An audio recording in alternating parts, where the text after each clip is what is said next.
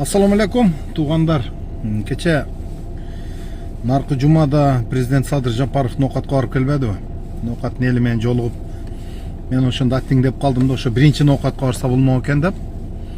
Эмне дегенде калган райондорго барып келгиче биздин ноқаттын Шустырый акими Шейшекеев деген аким келген, өтө шустырый, жаш экен.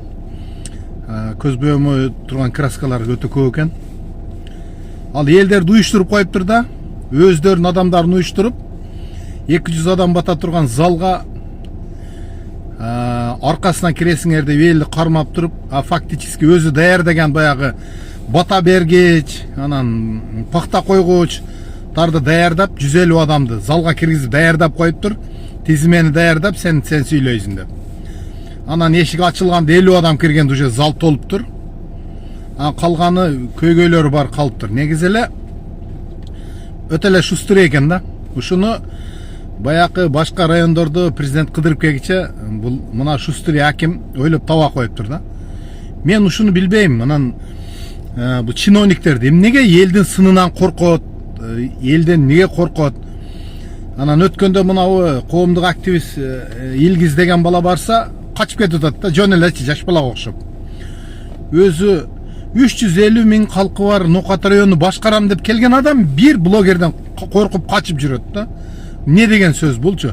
Бул жөн эле президентти булар подвайт этишип атат да. Ушул аким, ушул мэр чече турган эле нерселер. Бул президент келбесе деле бүтө турган. Айлык алып атасың, мен төлөгөн, эл төлөгөн налогдон айлык алып атасыңар. Анан ошону актап жебейсиңерби дейм да. Эптей албасаңар, жок, урматтуу Садыр Нуркожоевич, биз эптей албайт экенбиз буларды. Кете эле калайлы деп кетип калыш керек да. Болбогон эле көйгөйлөрдү айттырып элге анан бата берип, элдин ошо бата бергендер жакшы, бата бергендер жаман эмес, жакшы. Бирок силер элдин убактысын урдап атпайсыңарбы? Көйгөйүн айтам деп наракта уктабай келген адамдардын убактысын урдап атасыңар. Мен деп тур 2 саат сүйлөпчү. Анан биринчиде, экинчиден аял адам бербейт, батаны эркек адам, аксакал бериш керек да. Анан өткөндө дагы жазсам, арким жаман көрүптүр, сенде апаң бар, атаң болсо керек, андай мындай депчи. Мен энелерге, аларга каршы эмес. Мен ошо элдин убактысын урдагандарга каршы болдум да. Анан дагы бир нерсе, Ноқат эң көйгөйлүү маселе бу, пробка деген маселе бар да. 4 полоса жолду курушкандагы, ошо 4 полоса жолдун 2 жагдан бирден полосасыны баягы парковка болуп калган. Мэрге канча какшадым, ошол тротуар менен ошо жолдун ортосунда арык турат, 1-2,5-3 метр жол турат, жер турат ошол бош. Ошону тегиздеп туруп, үстүнү жаап плита менен, ошону парковка кылып койсоңор, Ноқаттан кирип чыкты чейин 3,5-4 километр жер парковкада болот. Анан баягы жолду тоскон, машиналар жолду тоскон, бир полоса дагы ачылат. Десем, бу мэр айтат, муну жол курулуш министрине карайт дейт. Анан бизге карабайт дейт. Акыры ошо жерде сени мэр кылып шайладыбы? Ошо жол курулуш министрине барып ыйлактабайсыңбы? Мынаны ачып бер, мындай кылайлы, бизге парковка жетишпей атат деп. Канча машина кирет? Ар бир машинага 50 сомдон кылып коюп, бюджетиңе да акча түшөт, пробка да кетет. Анан элдер да кыйнабай парковка болот.